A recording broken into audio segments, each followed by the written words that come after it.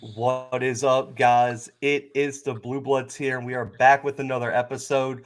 We got a monster from the AAC, defensive lineman for Memphis football in the AAC. He is a AAC All American, preseason All American going into this year, and has been identified as one of the top candidates for the breakout player of the year in the AAC.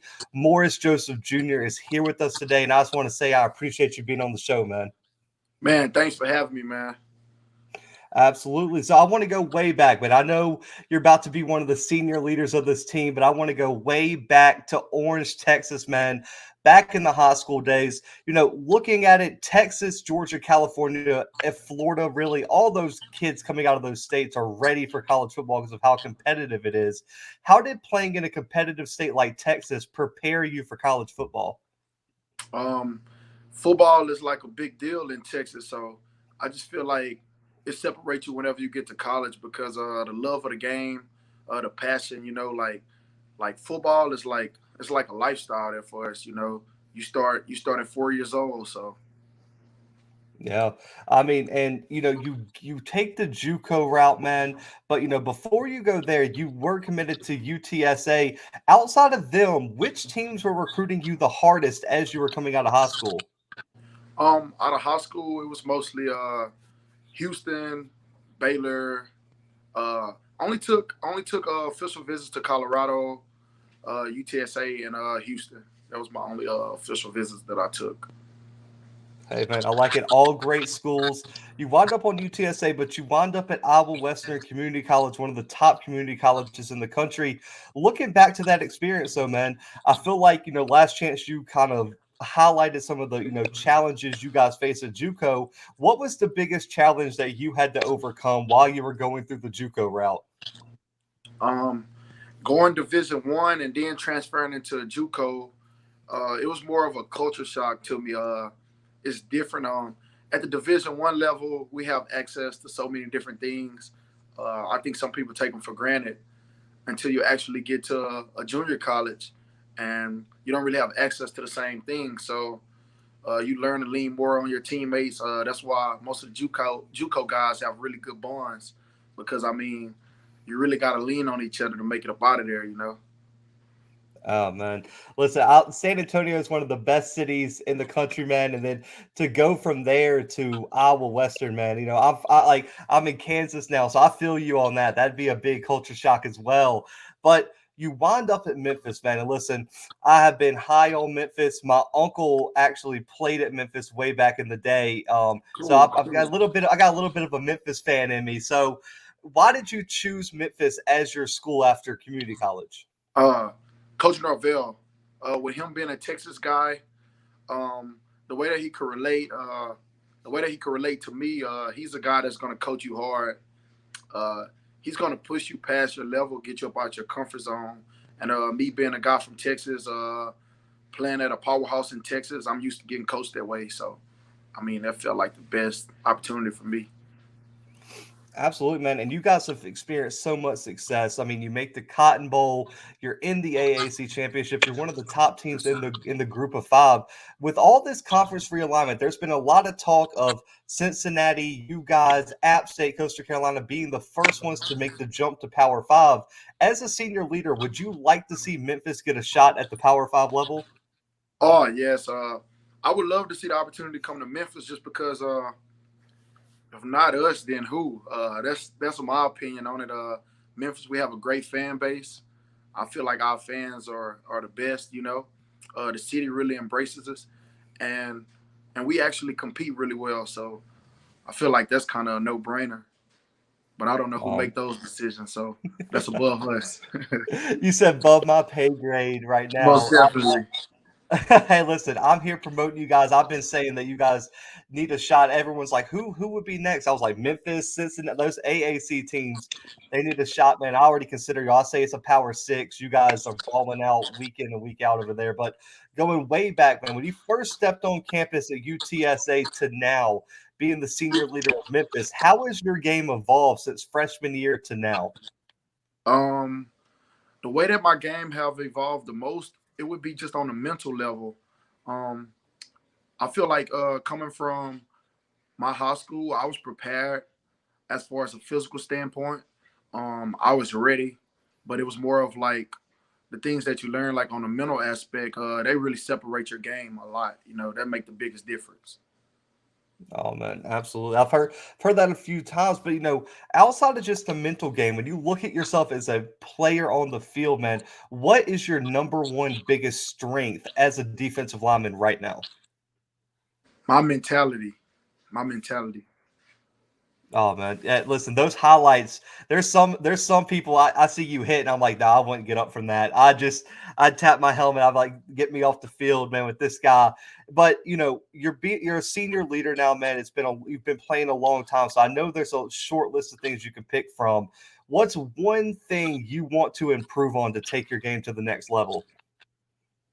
Um, Honestly, the thing that I'm really more focused on this year is just like helping my team win the championship. Last year we came up short, so being more of a leader or anything I got to do, making more sacrifices off of the field, doing anything I can, to figure out a way to help my team.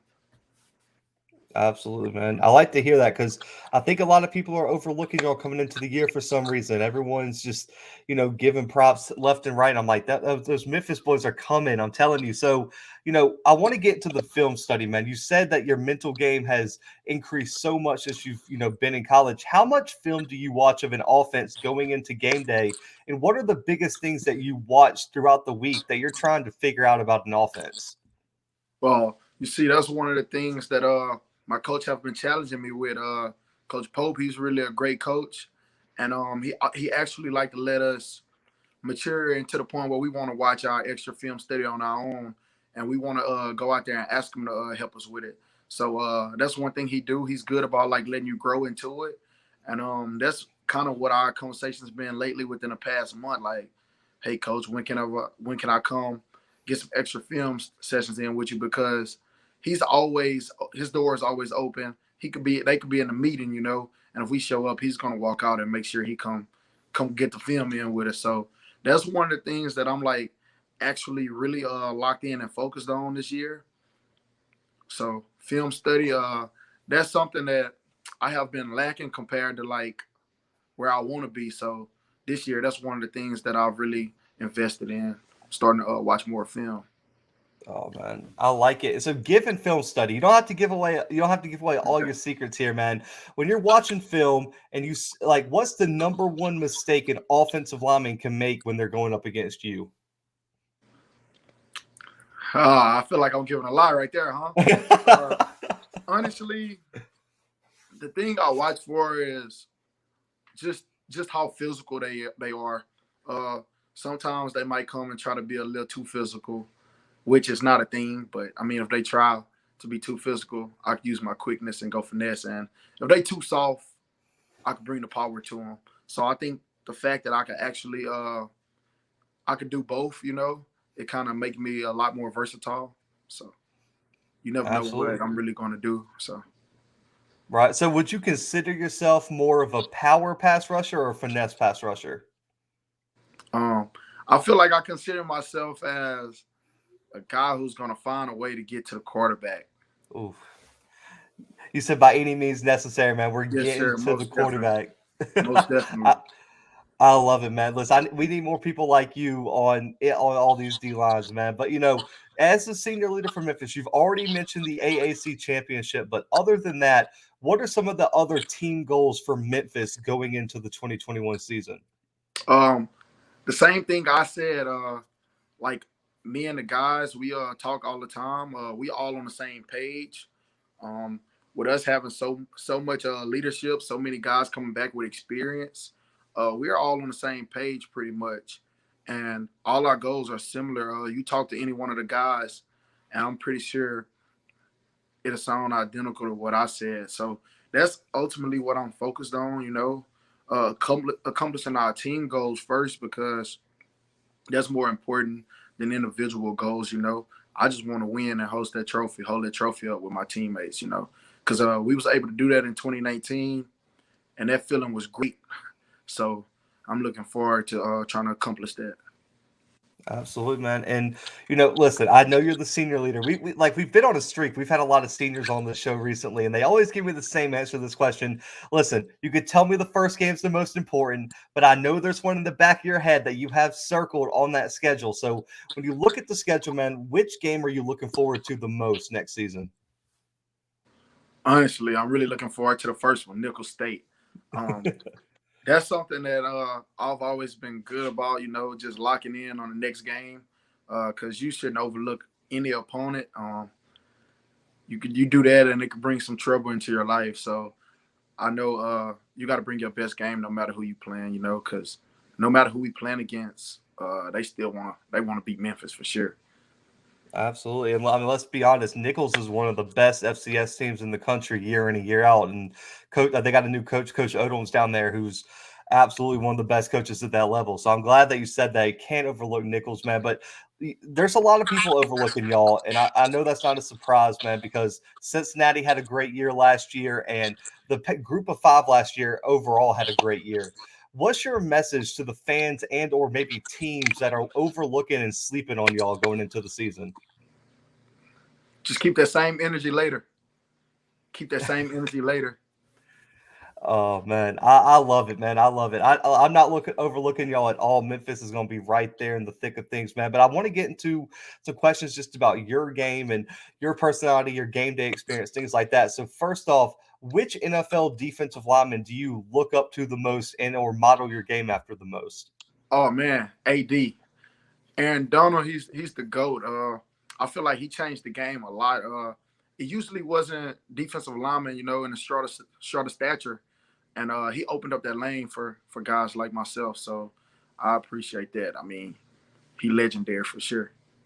Oh man, absolutely. And I mean, he also revolutionized training. I feel like because with the hand training that he does, you see a lot of players box now. You see a lot of players do the different hand training. Do you do a lot more hand training than you used to back in the day?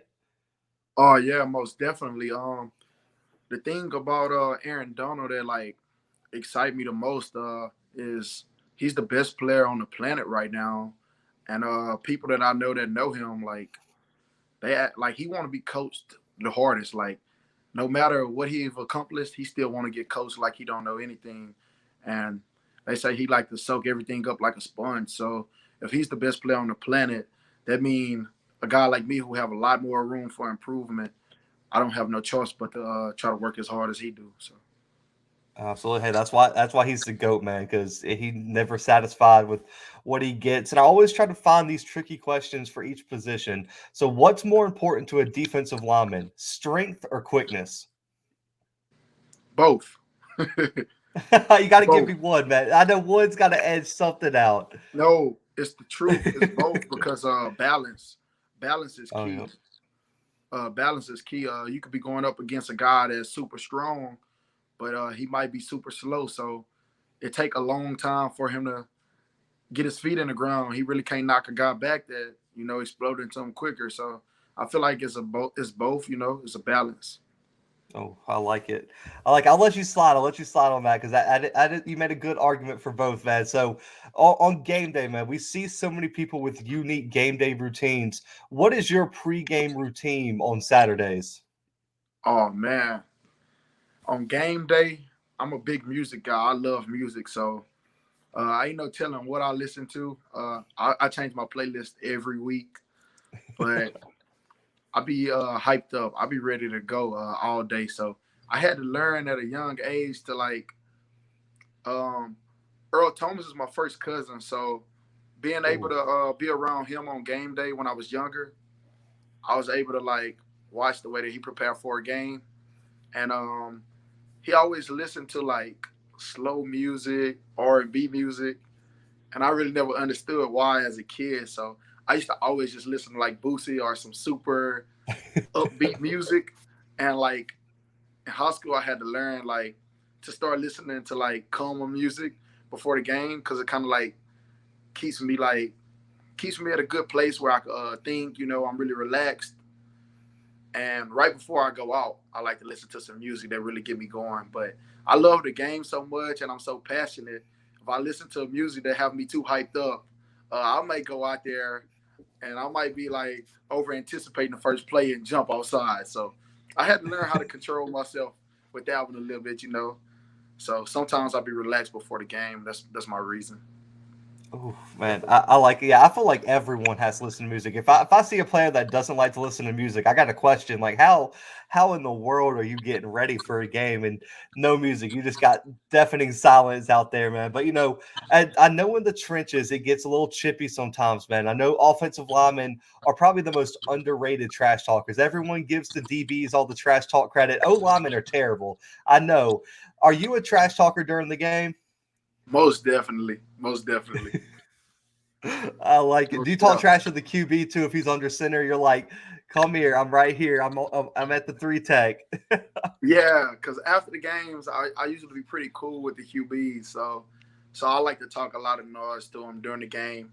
But when you play some of the quarterbacks, especially in our conference, they kind of make you a little mad because they congratulate you the whole time. They be like, "Oh man, you almost got to me," and I feel like they are really trying to get in my head whenever they say that. Oh no, I mean, yeah, that'd get me worked up, man. But looking back at your career, man, some of the best players in the country come from the AAC. Who's the best offensive lineman that you've ever had to face in a game at Memphis? Man, honestly, I played some pretty good linemen in the conference, so like it's not one that I really just single out. That's fair enough, man. Hey, especially as a senior, man, you've played so many teams and so many players. So I definitely understand that. So this one's going to be a tough one. I'll give you some time to think about it, man. You're going into your senior year. You got 1 year left. But to this point, what letter grade would you give your career at Memphis? Um, right now, my coaches like to tell me I'm hard on myself. I'm my worst critic. But playing with last season, I was hurt all year. I still managed to have a pretty okay year, so I give myself like a B minus so far. But I haven't really got in my bag yet. I'm looking forward to playing a healthy season and really showing what I could do. Oh man, I like it. So that actually perfect segue. What are your personal goals for your senior season, man? Is there a milestone you want to hit, an award you want to win? I know team first, win first. That's great, but is there anything that you have written down somewhere that you're like, I need to achieve this before I graduate? Um, yeah. So honestly, my goal is just to dominate this year. That's honestly all it is. I'm not gonna lie and say I don't have anything in the back of my head, but a couple of them things personal. I'm gonna make them happen though for sure. I love it, man. We'll definitely be following. But what keeps you motivated, man? Despite all the All American selections, despite the championships, despite all the praise you get, man, what keeps Morris Joseph motivated every day? Um, it's all about your reason why. It's all about your reason why. So me knowing my why is why I could always stay motivated.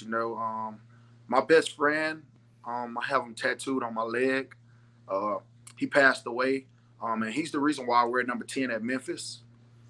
So actually, he always wore number 9 as we was growing up, and I got to Memphis a year after he passed away. So that's Oh the man. reason I wear 10, and he's the reason I'm able to stay motivated.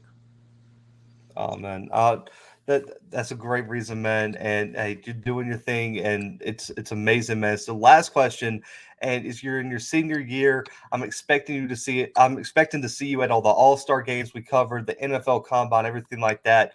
But if an NFL franchise asks you what they are getting if they draft you in the 2022 NFL Draft, what do you tell them? The biggest competitor. Um, Oh, that's everything about me. I'm gonna compete. I don't care if we playing tic tac toe. I won't let my mom or my nephew beat me in a race or pickup games. I'm not going for it. It's not happening.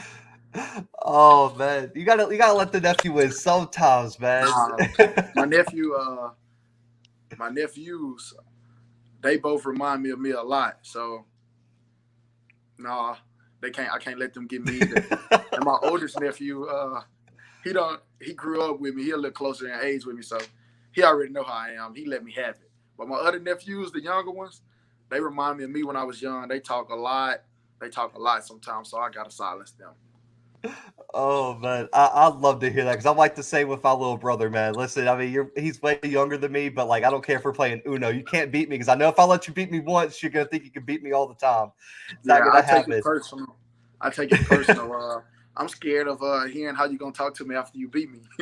Man, I love it. And that listen, that competitiveness is what drives you to be one of the best D linemen in the country, man. So shout out to you, man, and good luck on your season. And this time's for you, man. Plug all your social medias, NIL, teammate shout outs, family shout outs, anything you want to talk about now, man. This time is yours.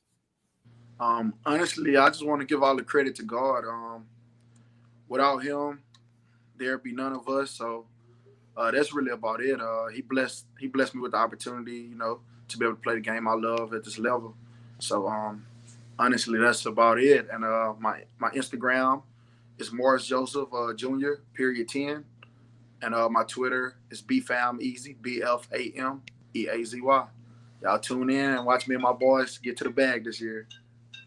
Absolutely, man. Guys, make sure to go follow Joseph, man. The more interaction they get on social media, these players get on social media, the more NIL deals and opportunities they get. So make sure y'all support the players. And, that's the whole point of these interviews, man, is, promote all the players, man. So y'all go follow Morris. Make sure to go follow Memphis football, everything like that. Y'all know where to find us, man. Subscribe on YouTube, any and all podcast streaming platforms. But for Morris, myself, Memphis football, and the Blue Bloods guys, we are out.